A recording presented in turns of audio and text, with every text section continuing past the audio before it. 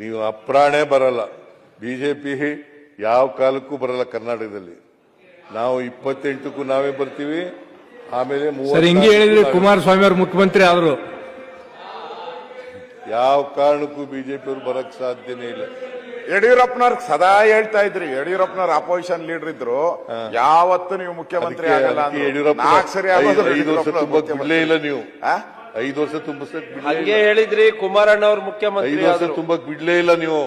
ಆಯ್ತು ಸರ್, 5 ವರ್ಷ ಅಲ್ಲ, ಅಪೋಸಿಷನ್ ಲೀಡರ್ ಆಗಿದ್ರಿ, ಮುಖ್ಯಮಂತ್ರಿಗಳಾದ್ರಿ. ಸರ್ ನೀವೆಷ್ಟು ವರ್ಷ ಅಪೋಸಿಷನ್ ಲೀಡರ್ ಆಗಿದ್ರಿ ಸರ್? ಎಷ್ಟು ಬಾರಿ ಆಗಿದ್ರಿ ಅಪೋಸಿಷನ್ ಲೀಡರ್ ಸರ್? ನಾವು ವಿಶ್ವಾಸ ಇದೆ ಹೈಕಮಾಂಡ್ನವರು. 4 ಬಾರಿ ಆಗಿದ್ರಿ ಹೈಕಮಾಂಡ್ನವರು. ನಾನು 5 ವರ್ಷ ಇದ್ದೆ.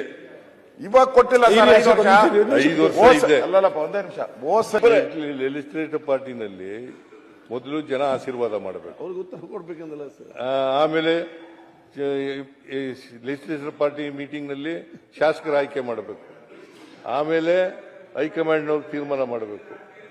ಹೇಳಿದಿನ ಹೊರತು ನಾನು ಬೇರೆ ಏನು ಹೇಳಿಲ್ಲ. ಈಗಲೂ ನಾನೇ ಮುಖ್ಯಮಂತ್ರಿ, ಹೈಕಮಾಂಡ್ನವರು ತೀರ್ಮಾನ ಮಾಡಿದ್ರು ನಾನೇ ಮುಖ್ಯಮಂತ್ರಿ.